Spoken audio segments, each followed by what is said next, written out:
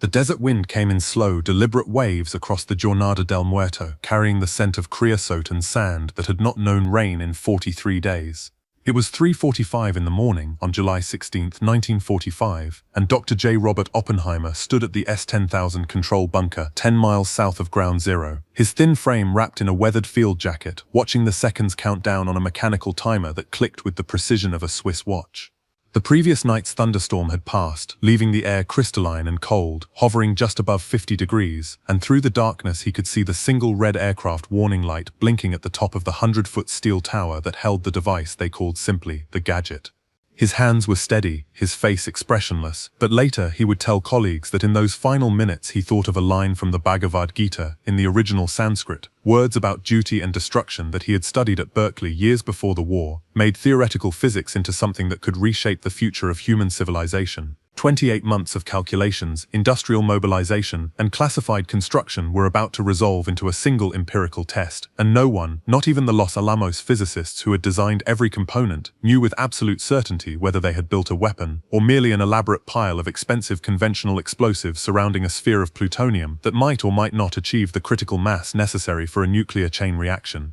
The path to this moment began not in the New Mexico desert, but in the quiet corridors of European physics during the 1930s, when émigré scientists fleeing fascism brought with them knowledge that would transform geopolitical power for the next half-century. In December 1938, German chemists Otto Hahn and Fritz Strassmann split a uranium atom in a Berlin laboratory, publishing results that physicist Lise Meitner, then in exile in Sweden, correctly interpreted as nuclear fission. Within months, the implications reached American shores through a letter Albert Einstein reluctantly signed at the urging of Hungarian physicist Leo Szilard, warning President Franklin Roosevelt that Germany might develop atomic weapons and that the United States should begin its own program immediately. Roosevelt authorized initial funding in October 1939, but the program remained modest, academically focused, and scattered across universities until June 1942, when the U.S. Army Corps of Engineers formally established the Manhattan Engineer District, selecting Colonel Leslie Groves as director and giving him unprecedented authority, unlimited funding, and a mandate to build an atomic bomb before Nazi Germany could deploy one. Groves was 46 years old, a career engineer who had overseen construction of the Pentagon, a man whose reputation for ruthless efficiency and bureaucratic navigation made him perhaps the only officer in the Army capable of coordinating scientists, industrialists, and intelligence operatives across a project that would ultimately employ 130,000 people at 30 sites spanning the continental United States and cost over $2 billion in 1940s currency, the equivalent of roughly $30 billion today. Groves' first decision was hiring Oppenheimer, a theoretical physicist with no Nobel Prize, no administrative experience, and a documented history of left-wing political associations that should have disqualified him from any classified work under normal security protocols. But Oppenheimer possessed something Groves recognized as more valuable than pedigree, the ability to translate abstract mathematics into engineering specifications and to command the respect of brilliant, ego-driven scientists who would otherwise resist military oversight. In November 1942, Oppenheimer selected Los Alamos, New Mexico, as the site for weapons design and assembly, choosing a remote boys' school on a 7,000-foot mesa, 40 miles northwest of Santa Fe, where scientists could work in isolation with minimal risk of German espionage. By April 1943, the first physicists arrived to find unpaved roads, hastily constructed wooden barracks heated by coal stoves, and research laboratories that leaked when it rained, but also something unprecedented in scientific history: unlimited resources, machine shops that could fabricate any component within days, and colleagues from universities that would never have collaborated under peacetime academic rivalry. Enrico Fermi, who had achieved the first controlled nuclear chain reaction in Chicago on December 2, brought his expertise in neutron physics. Hans Bethe headed the theoretical division, calculating explosive yields, and Robert Bacher led the experimental physics group that would design the actual bomb mechanisms, working under security protocols so strict that scientists were forbidden from discussing their specific research with colleagues working 20 feet away in adjacent laboratories. The fundamental challenge was deceptively simple: compress a sphere of fissile material to supercritical density faster than the nuclear chain reaction could blow the material apart. Natural uranium consists primarily of uranium-238, which does not fission readily, mixed with only 0.7% uranium-235, the isotope capable of sustaining a chain reaction. Separating these chemically identical isotopes required industrial facilities on a scale never before attempted, and Groves authorized construction of massive enrichment plants at Oak Ridge, Tennessee, using 3 different separation methods simultaneously: electromagnetic separation in devices called calatrons, gaseous diffusion through thousands of porous barriers, and thermal diffusion in vertical columns, each method consuming electricity equivalent to entire cities and operating 24 hours daily under strict military security that prevented workers from knowing they were producing bomb material. By mid-1945, Oak Ridge had produced approximately 140 pounds of uranium-235, enough for one bomb using a simple gun-type design that would fire one subcritical piece of uranium into another at the end of a 10-foot artillery barrel, achieving critical mass through velocity and precision machining. This design, called Little Boy, was so theoretically certain that Los Alamos physicists decided it required no full-scale test before combat deployment. But then the chemists at Hanford, Washington, produced the first significant quantities of plutonium-239, a synthetic element created by bombarding uranium-238 with neutrons in massive graphite-moderated reactors cooled by Columbia River water flowing at 75,000 gallons per minute. Plutonium offered higher fission rates and required less material to achieve critical mass, approximately 13 pounds versus the 100-plus pounds needed for uranium, but it also presented a problem that nearly derailed the entire bomb program. In April 1944, Emilio Segre discovered that reactor-produced plutonium contained trace amounts of plutonium-240, an isotope with such a high spontaneous fission rate that any gun-type assembly would begin its chain reaction prematurely, resulting in a fizzle rather than a full nuclear explosion. The Los Alamos scientists faced a crisis. Hanford was producing plutonium at increasing rates, but they had no viable weapon design to use it. The solution came from explosives expert George Kistiakowski and mathematician John von Neumann, who proposed implosion, surrounding a subcritical sphere of plutonium with conventional explosives shaped and timed to create an inward-traveling shockwave that would compress the core to supercritical density in microseconds, faster than even plutonium-240 contamination could cause premature detonation. The physics was sound, but the engineering was staggeringly difficult, requiring explosive lenses shaped with mathematical precision and 32 detonators that would fire simultaneously within a tolerance measured in nanoseconds, accuracies far beyond conventional weapons technology.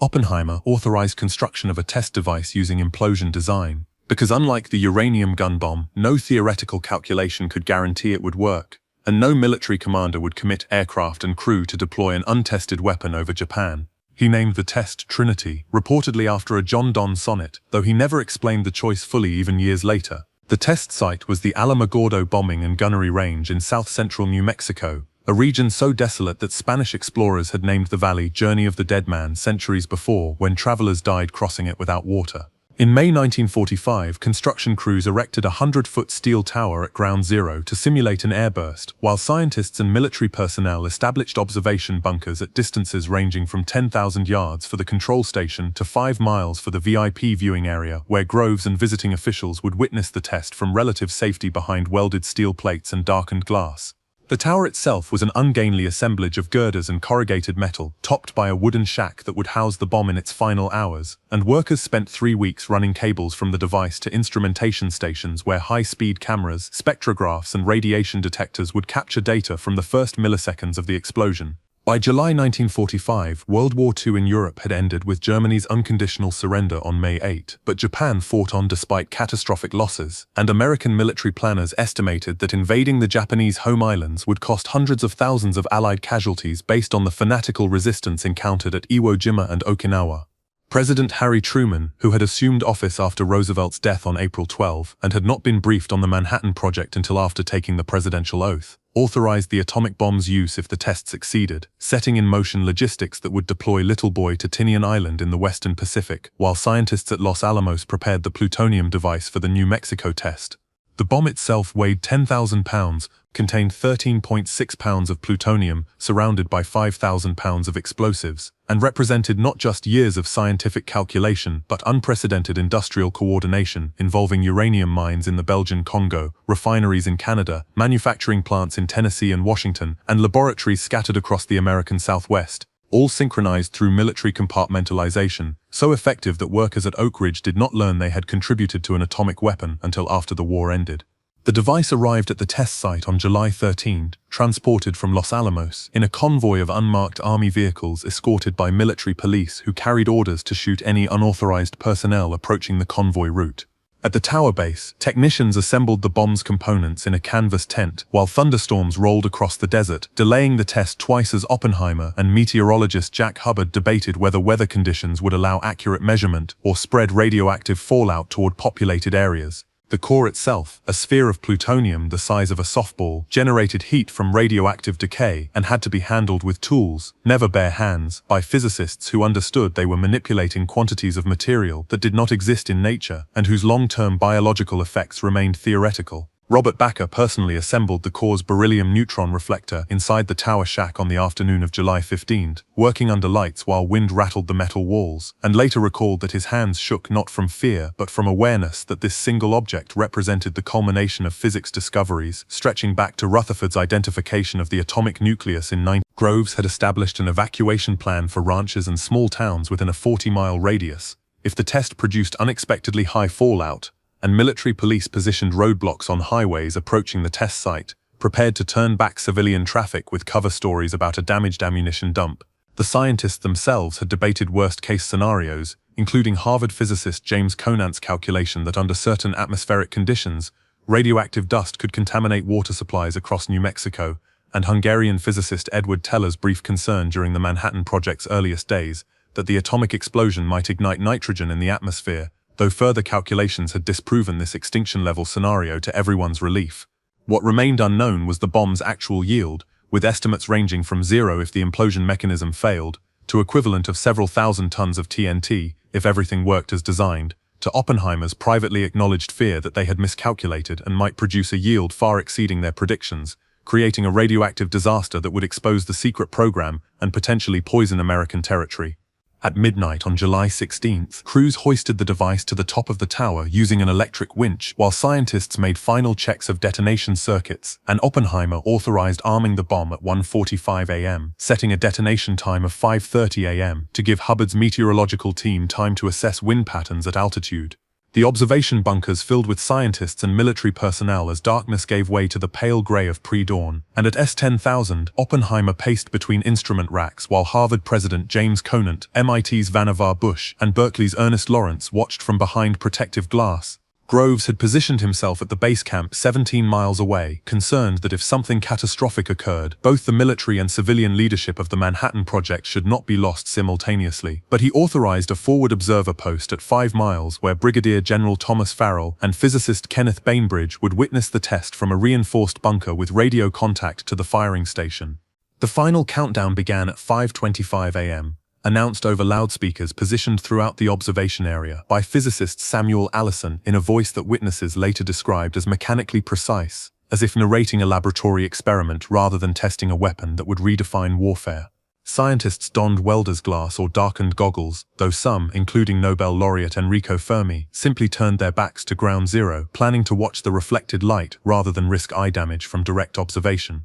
Richard Feynman, then 27 years old and already known for his unconventional approach to theoretical problems, positioned himself behind a truck windshield, calculating that ordinary glass would block ultraviolet radiation while allowing him to watch the explosion directly, a decision that would prove both reckless and scientifically valuable as he became one of the few observers to see the fireball's initial formation without protective darkening. At S-10,000, Oppenheimer gripped a wooden post in the bunker as Allison's voice reached 10, and the mechanical timer ticked toward 0 with the steady precision of a device that could not comprehend what it was triggering. But then the countdown reached 0 at precisely 5:29 and 45 seconds Mountain War time, and the darkness of the Jornada del Muerto vanished. The first explosion of an atomic weapon in human history began with light. Not the orange-red of conventional explosives or the yellow of chemical fire, but a light so intense, so physically overwhelming that it turned night into something brighter than noon, a flash that observers later struggled to describe because human language had no adequate vocabulary for luminosity that exceeded the surface of the sun.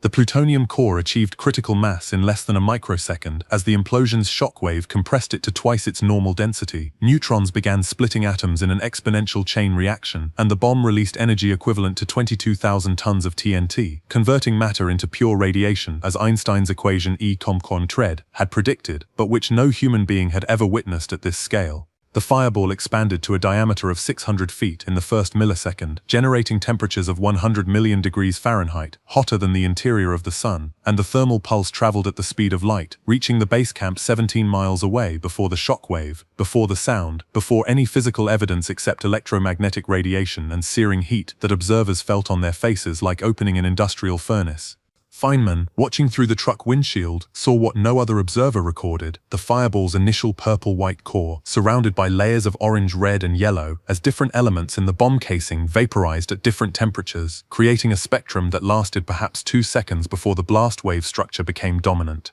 At S10,000, Oppenheimer watched the expanding light without speaking, his face illuminated by colors that flickered across the spectrum as the fireball rose, and later told colleagues that in that moment the line from the Bhagavad Gita entered his mind with absolute clarity: "Now I am become death, the destroyer of worlds." Whether he actually thought those exact words in real time, or whether memory reshaped his experience through the lens of later reflection, remained uncertain, even to him, but photographs taken by automated cameras showed him standing absolutely still, his expression unreadable, watching something that transformed abstract mathematics into physical reality on a scale that exceeded even the most optimistic calculations his team had produced. The fireball continued expanding and rising, carried by its own heat as cooler air rushed in below, creating the characteristic mushroom shape that would become synonymous with nuclear weapons. The cloud reached 7.5 miles altitude in 90 seconds, its cap spreading to approximately 6 miles diameter, and the steel tower that had supported the bomb vanished entirely, vaporized into radioactive atoms that mixed with desert sand, fused into green glass by temperatures that had turned silicon into liquid, and then resolidified in seconds. The shockwave arrived at the observation bunkers 40 seconds after the flash, a physical punch that rattled steel panels and kicked up dust despite the 10-mile distance, and the sound followed like artillery fired inside a tunnel, a rolling boom that echoed off mountains 40 miles away and reportedly rattled windows in Albuquerque, 120 miles to the north, though residents there assumed they had felt an explosion at an ammunition depot or perhaps a minor earthquake. At the forward observation post, 5 miles from ground zero, General Farrell dictated his immediate impressions to an aide, while the mushroom cloud continued rising, describing the light as the brightest light I have ever seen or imagined, and physicist Bainbridge, standing beside him, turned to Oppenheimer hours later at the base camp and said simply, "Now we are all sons of bitches," a statement that captured the moral complexity of men who had successfully created a weapon they were not certain should exist.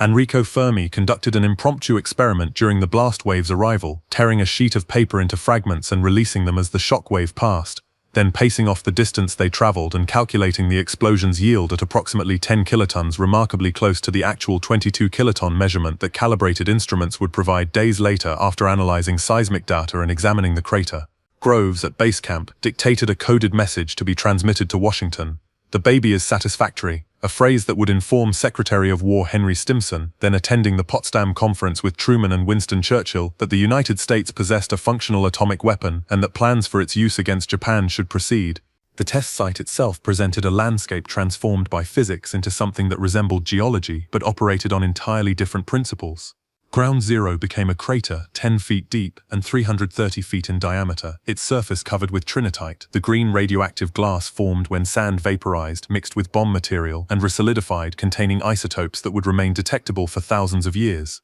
The steel tower had not collapsed or melted, but simply ceased to exist in any recognizable form, its atoms dispersed as radioactive particles across the desert floor and suspended in the atmosphere, and the bunkers where scientists had installed radiation detectors and high-speed cameras were flattened despite their reinforced construction, their concrete foundations cracked by pressure that exceeded any conventional explosion's effects. Recovery teams wearing protective clothing and carrying Geiger counters entered the area after radiation levels declined to survivable ranges, documenting damage to measurement equipment positioned at various distances and collecting samples of trinitite for radiochemical analysis that would help physicists understand the bomb's efficiency, particularly what percentage of the plutonium core had actually fissioned versus being blown apart before the chain reaction completed. The data confirmed what theoretical calculations had suggested. Implosion compression had worked almost perfectly, achieving supercritical density fast enough that approximately 17% of the plutonium fissioned before the expanding fireball disassembled the core, an efficiency that exceeded conservative estimates and validated the mathematical models von Neumann and Bethe had developed. The remaining plutonium, approximately 11 pounds, was scattered as radioactive debris across the test site, but this loss was acceptable given that Hanford's reactors were producing more plutonium monthly and that Los Alamos now possessed empirical data demonstrating that the implosion design was viable for combat weapons. Cameras positioned in bunkers at various distances had captured the explosion's first microseconds, showing the shockwave's propagation through air with sufficient detail that physicists could measure compression ratios and verify their calculations of energy release rates, images that would remain classified for decades but which represented the first visual documentation of nuclear physics transitioning from theory into applied weapons technology. News of the successful test reached President Truman in Potsdam on July 24 through a detailed report from Stimson,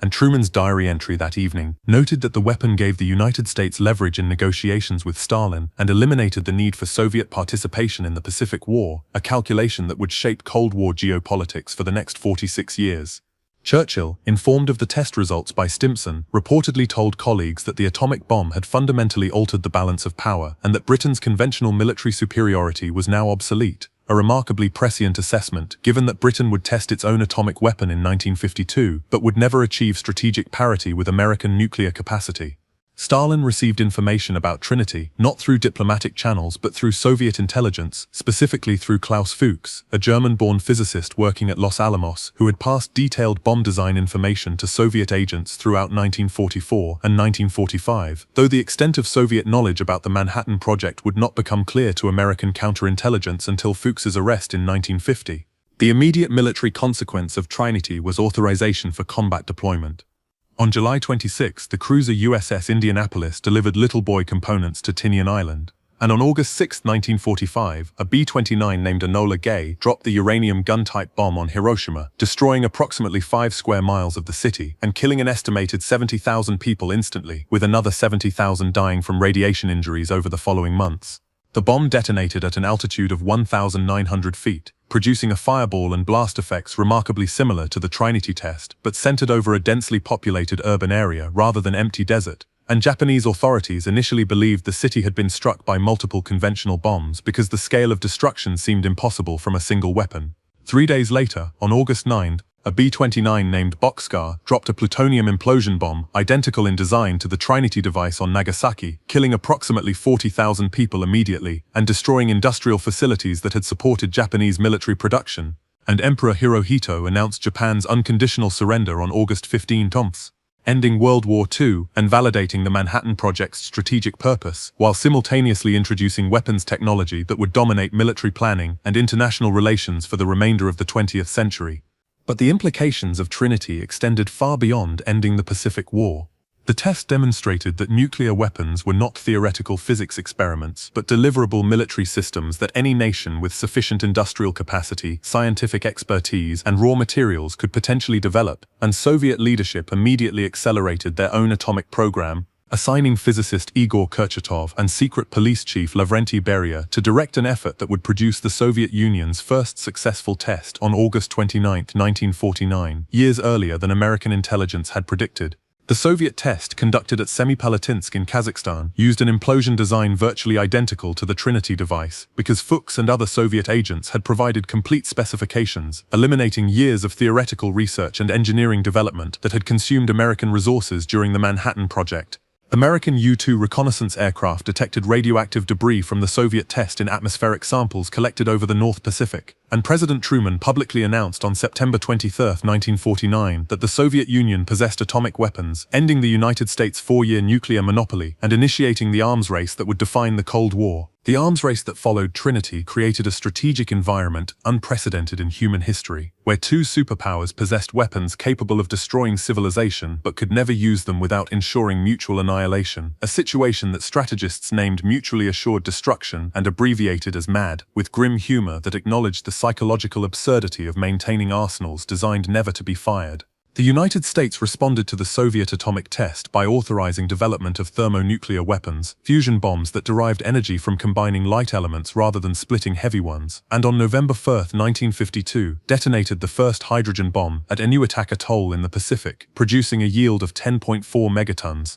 approximately 500 times more powerful than the Trinity device, and demonstrating that explosive force was now limited only by engineering constraints, not physics. The Soviet Union tested its own thermonuclear device on August 12, 1953, and the United Kingdom followed on November 8, 1957, establishing a pattern where nuclear weapons technology proliferated to additional nations despite American efforts at containment, with France testing in 1960, China in 1964, India in 1974, Pakistan in 1998, and North Korea in 2006, each new entrant reducing the strategic significance of the original nuclear power's arsenals while increasing the probability that nuclear weapons would eventually be used in regional conflicts. The technological competition, initiated by Trinity, reshaped American industrial capacity and scientific research priorities for decades. The Atomic Energy Commission, established in 1946 to manage nuclear weapons development and civilian nuclear power, funded physics research at unprecedented levels, creating national laboratories at Los Alamos, Oak Ridge, and Berkeley that employed thousands of scientists and engineers working on weapons design, reactor technology, and radiation effects.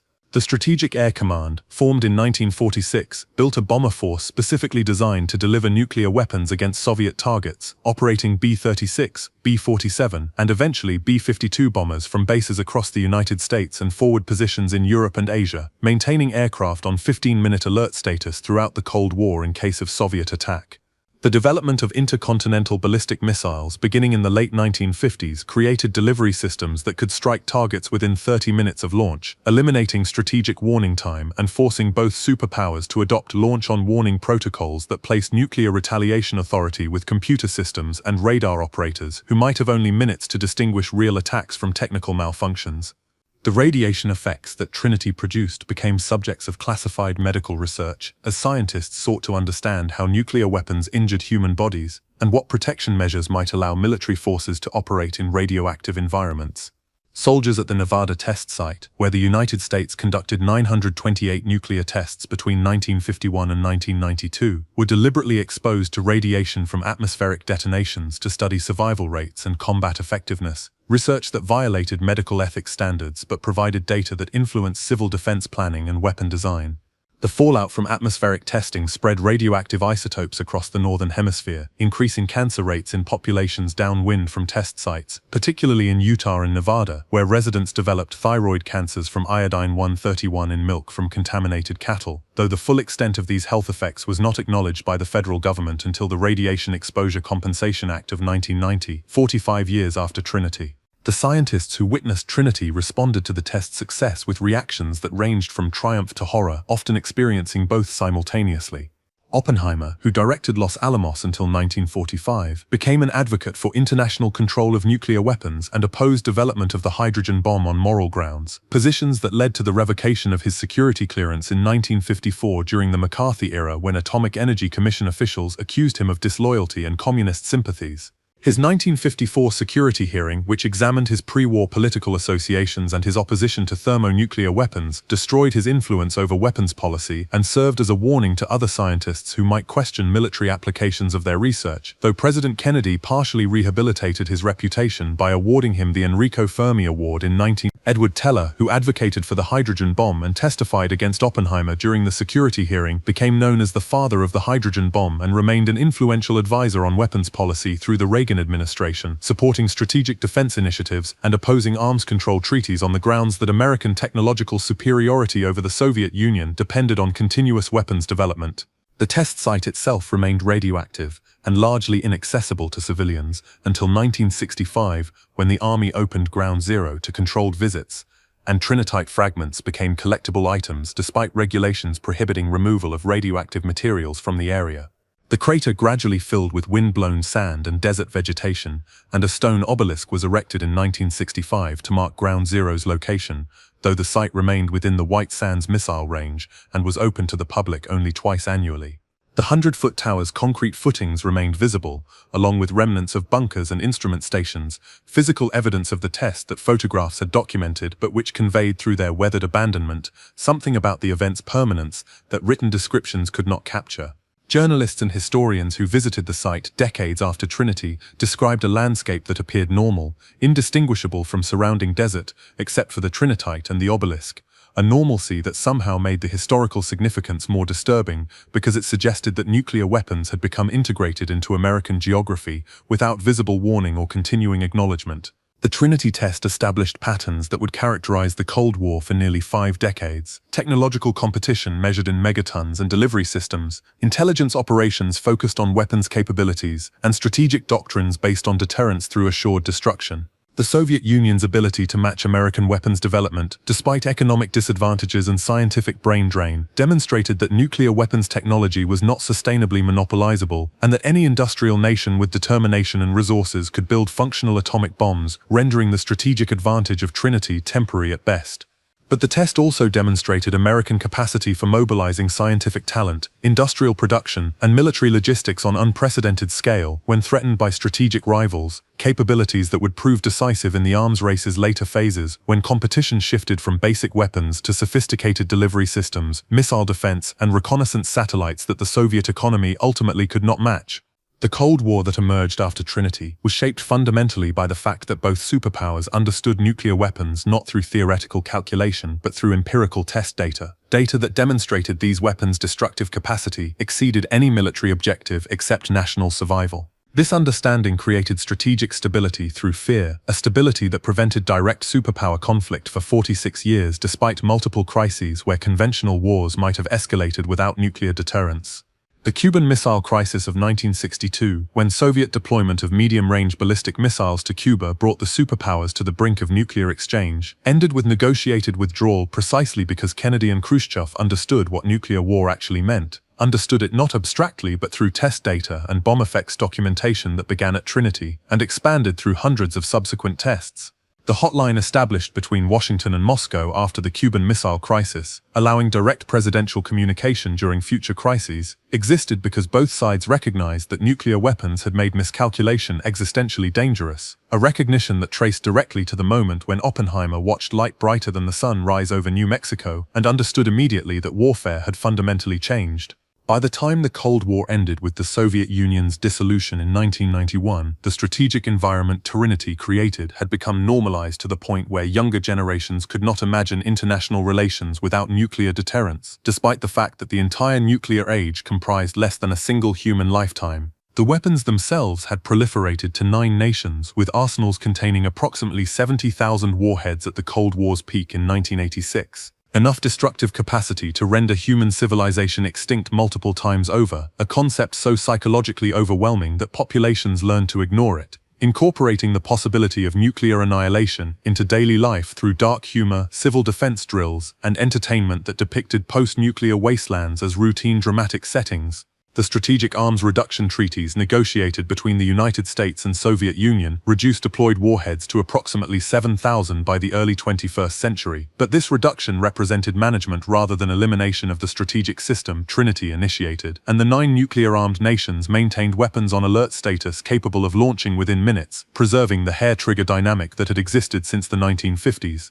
The individuals who stood in the New Mexico desert on July 16, 1945, watching fire rise into the dawn sky, carried that experience through the remainder of their lives as something that separated them psychologically from everyone who had not witnessed it. Kenneth Bainbridge, who directed the Trinity test, later said he was shaken by the sight of the fireball and that he regretted his participation in weapons development, though he never specified whether his regret stemmed from the bomb's use against Japan or from creating technology that would dominate strategic thinking for generations. Enrico Fermi, who calculated the explosion's yield by dropping paper fragments, continued working on weapons physics until his death from cancer in 1954, though colleagues reported that he became increasingly troubled by the arms race and expressed concern that human civilization might not survive the weapons that physics had made possible. Oppenheimer himself, interviewed decades after Trinity, described the test as scientifically beautiful and morally complex, refusing to adopt simple positions about whether the Manhattan Project was justified and acknowledging that scientists who unlocked nuclear energy bore responsibility for how governments used that knowledge, even when that use exceeded what researchers had intended or predicted.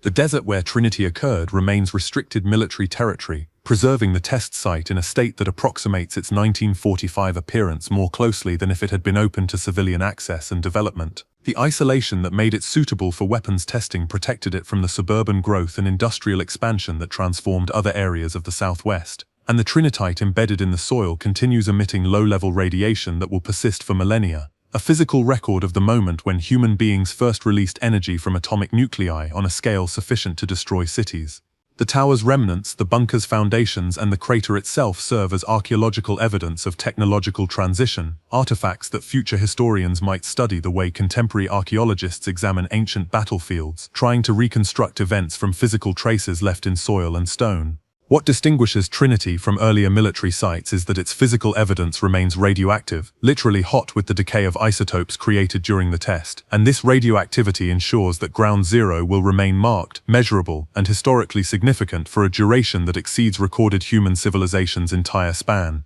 The strategic systems and military forces that Trinity made necessary, consumed approximately $5.8 trillion in American defense spending during the Cold War, when calculated in constant 2020 dollars, funding that built ICBM silos in Montana, ballistic missile submarines patrolling the Pacific, bomber bases in England, and early warning radar stations in Greenland, infrastructure that existed solely to fight a nuclear war that never occurred, and which represented the most expensive preparation for a conflict that was never waged in human history. Whether this spending prevented World War III through successful deterrence, or whether it merely funded an arms race that increased global instability remains debated by historians, but the undeniable fact is that the strategic competition initiated by Trinity drove both superpowers to develop technologies, surveillance systems, and delivery platforms that fundamentally exceeded anything available in 1945, and that American capacity to sustain this competition financially and industrially ultimately exceeded Soviet capacity, contributing to the economic pressures that led to the USSR's collapse in 19... The mushroom cloud that rose over the Giornata del Muerto on July 16, 1945, photographed from multiple angles and captured on film by automated cameras that survived the blast, became an iconic image that defined the nuclear age more effectively than any written description or statistical analysis could convey. The cloud's distinctive shape, caused by the fireball's thermal buoyancy and atmospheric circulation patterns, appeared in countless photographs, films, and artistic representations over the subsequent decades, becoming shorthand for nuclear war, technological hubris, and the Cold War's existential stakes. What those images did not capture, what no photograph could fully document, was the sound, the heat, the physical pressure of the blast wave, and the psychological impact on the scientists and military personnel who witnessed something that had never existed before, and which transformed abstract mathematical equations into reality that could be felt on the skin and heard echoing across empty desert. The Trinity test proved that American industrial capacity, scientific research systems, and engineering expertise could produce weapons technology that exceeded anything available to potential adversaries when mobilized under wartime urgency and unlimited funding. This capability would define the Cold War's technological dimension, as the United States consistently developed weapons systems, delivery platforms, and surveillance technology that the Soviet Union could match only years later, and often at costs that strained their economy unsustainably. The B-36 bomber, the hydrogen bomb, submarine-launched ballistic missiles, MIV-bomb warheads, cruise missiles, stealth aircraft, and ballistic missile defense systems all followed patterns established at Trinity, American scientists and engineers solving theoretical problems through industrial-scale testing and manufacturing, while Soviet scientists worked under resource constraints and political pressures that limited their ability to innovate despite producing individuals of comparable brilliance. This systemic advantage, more than any single weapons system, determined the Cold War's outcome because nuclear deterrence required continuous modernization and technological superiority that only the American economic system could sustain indefinitely. The individual standing at S-10,000 on that July morning, watching light erase darkness across the desert, understood in that moment what military planners and political leaders would spend decades comprehending: that nuclear weapons had made total war between industrial nations practically impossible because victory was now indistinguishable from mutual annihilation. Oppenheimer's later statement that scientists had known sin referred not to creating a weapon that ended World War II, but to unleashing technology that humanity might lack the wisdom to control, a concern that grew more relevant as weapons yields increased and delivery systems became faster, more accurate, and less vulnerable to interception. The path from Trinity to MAD, from one test device in the desert to 9 nations possessing thousands of warheads on hair-trigger alert, occurred across 45 years, less than a single human lifetime, and the speed of this proliferation demonstrated both how readily nuclear technology spread when nations felt strategically threatened, and how difficult controlling that spread would prove despite treaty regimes and international organizations dedicated to non-proliferation. The fireball that rose over New Mexico in 1945 marked not just the first nuclear explosion, but the beginning of a strategic era where American technological superiority would be measured not in tank production or aircraft carriers, but in missile throw weight, warhead yield, submarine quieting technology, and reconnaissance satellite resolution. This competition drove innovations that extended far beyond military applications, as nuclear reactors produced electricity, radioisotopes enabled medical imaging, and aerospace technology developed for ICBMs led to communications satellites and space exploration. But the competition's core remained weapons, and the question that Trinity posed to American defense planners for the next 5 decades was whether technological superiority alone could deter adversaries, or whether deterrence required demonstrable willingness to actually use nuclear weapons if strategic interests demanded it, a question that fortunately remained theoretical because the Cold War ended without the superpowers ever firing nuclear weapons at each other, leaving Trinity as both the first and, in strategic terms, the last nuclear explosion that achieved its designer's military objectives.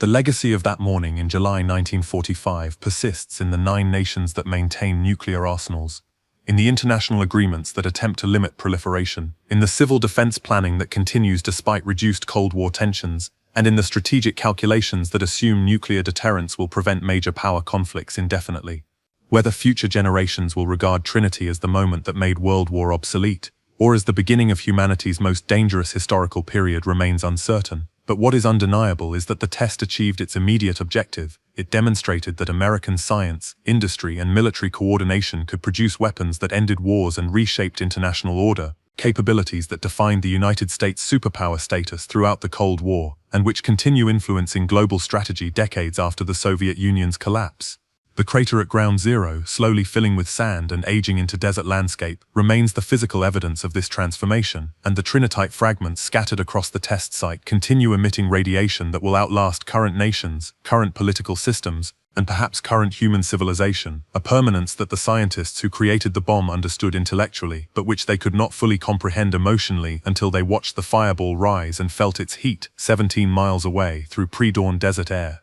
What drove those scientists to dedicate years of their lives to weapons development? What convinced American political and military leaders to invest billions in a project with no guaranteed success? How do we reconcile the genuine shock of Soviet observers when they later learned the true capabilities of American nuclear technology? These questions are worth exploring further because they reveal something about the early Cold War dynamic. Before you go, let me ask you this. Had you heard about the Trinity test before today? And if so, did anything in this account surprise you about the scientific and strategic calculations behind that first nuclear explosion? Drop your thoughts in the comments, because understanding how the nuclear age began helps us understand the technological competition that defined the Cold War for nearly 5 decades. And if you found this account valuable, if the details about the Manhattan Project's scale and the test's immediate effects gave you a clearer picture of how American weapons development reshaped global strategy, hit subscribe, because we're examining every major technological breakthrough and intelligence operation that gave the United States strategic advantages throughout the Cold War, advantages that adversaries struggled to match despite their efforts, and which ultimately determined how the superpower competition resolved.